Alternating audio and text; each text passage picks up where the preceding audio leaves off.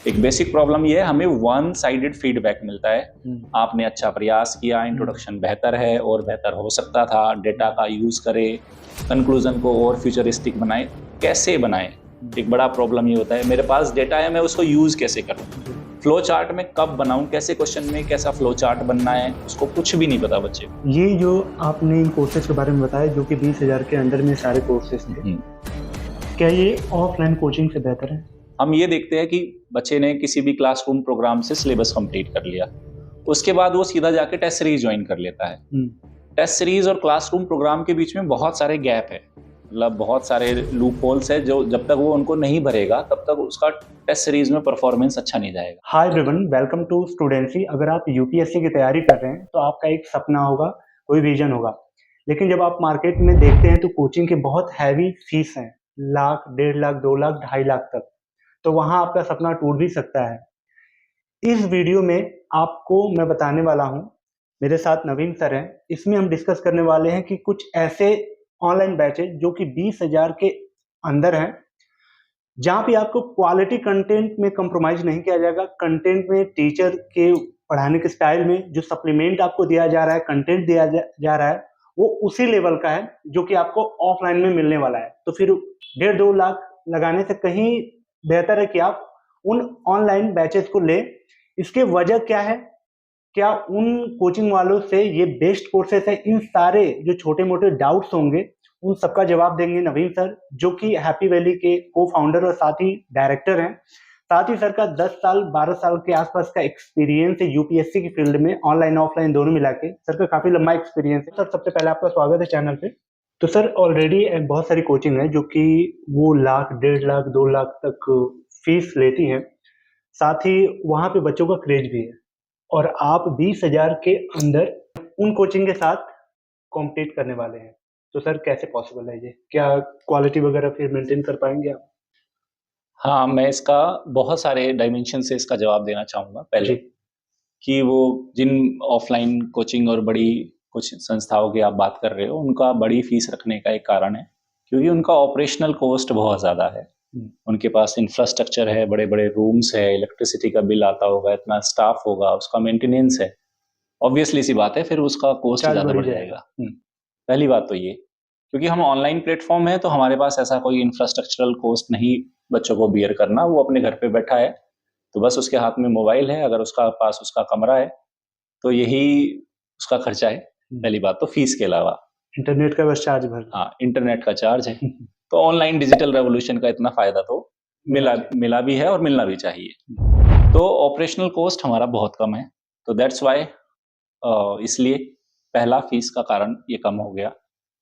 दूसरा मैं यही कहूँगा कि कंटेंट के साथ जो कॉम्प्रोमाइज़ वाला कोई इश्यू तो नहीं है, उस पे भी मैं बोलना चाहूँगा कि मैं पिछले कई साल से, मैं और मेरी पूरी टीम के मेंबर हैं, ऑनलाइन पढ़ा रहे हैं, यूट्यूब पे भी पढ़ा रहे हैं।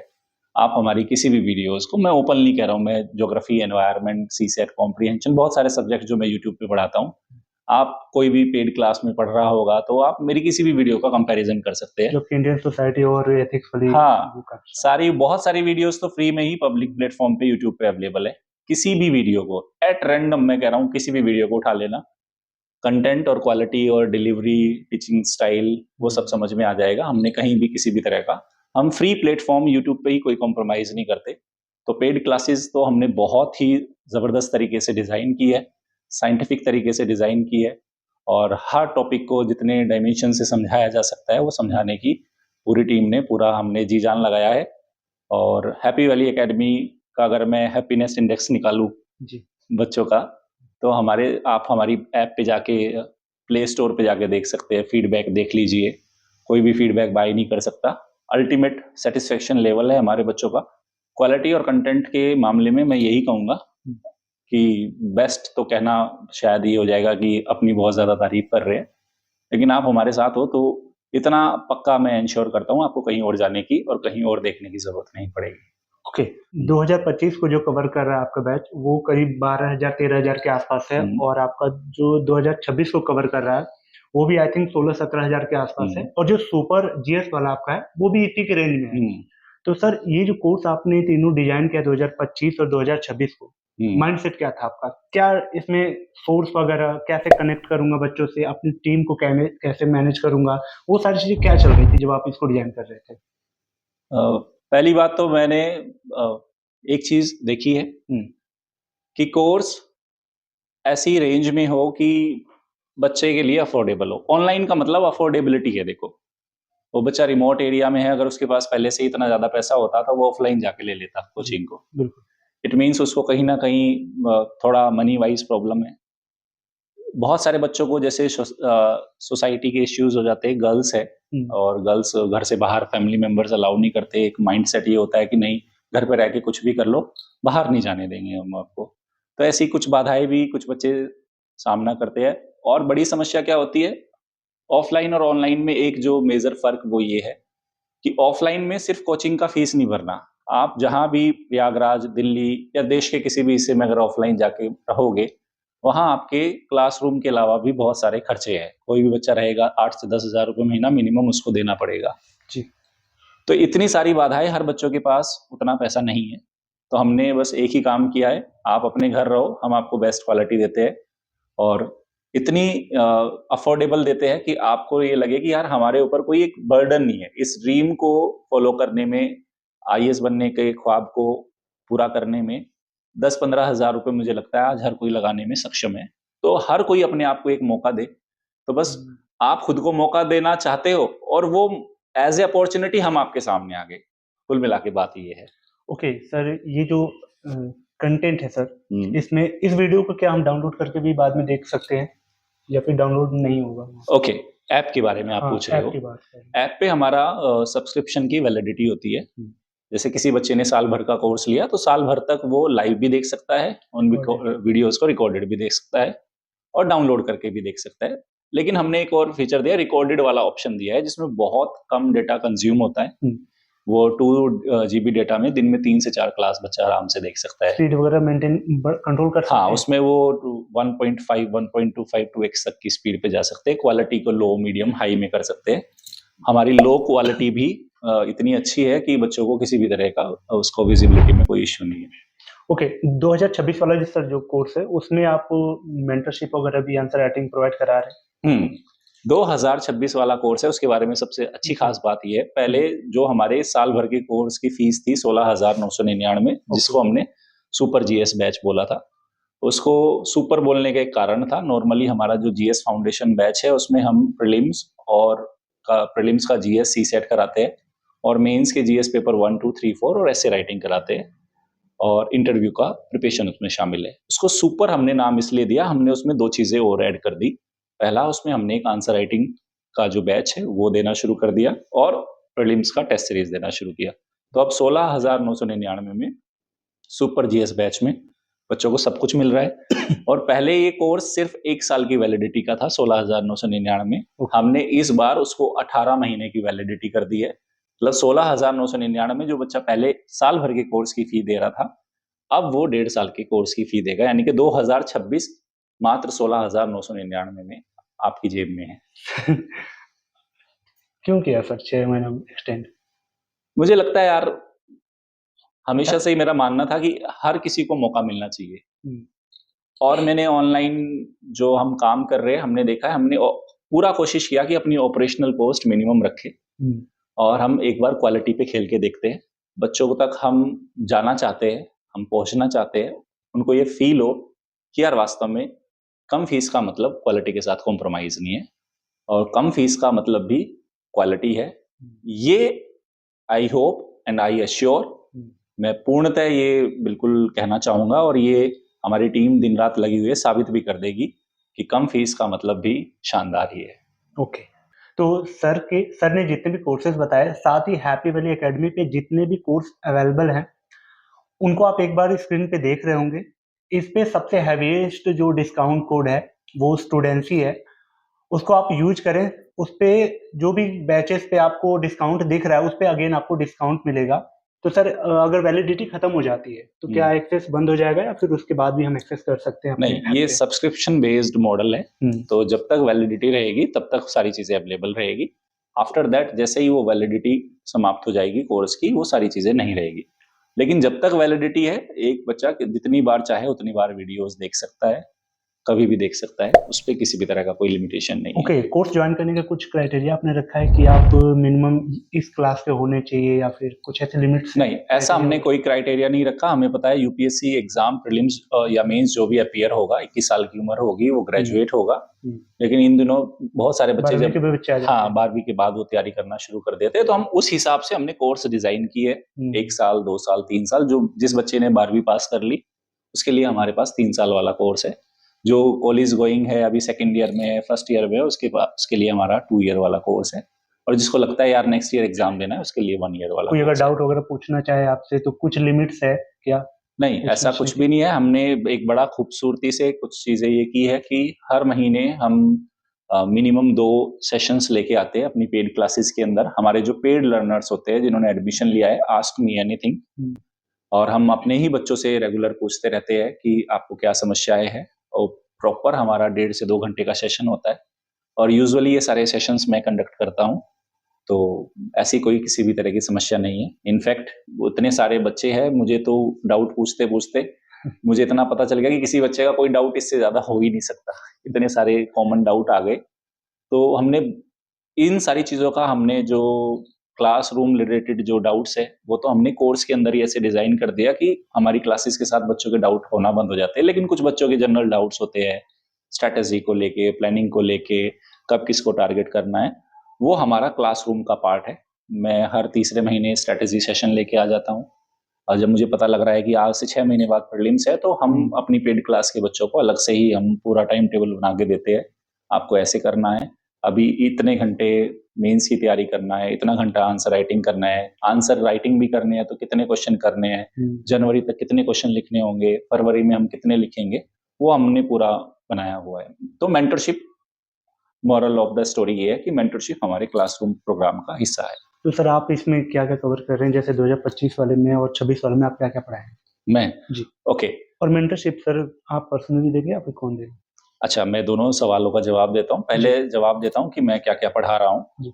तो यूपीएससी प्रीलिम्स की अगर बात की जाए तो मैं ज्योग्राफी, एनवायरनमेंट और ज्योग्राफी एनवायरनमेंट का करंट अफेयर्स, और उसके साथ-साथ सीसैट कॉम्प्रिहेंशन मैं प्रीलिम्स वाले पार्ट में कराता हूँ। ओके।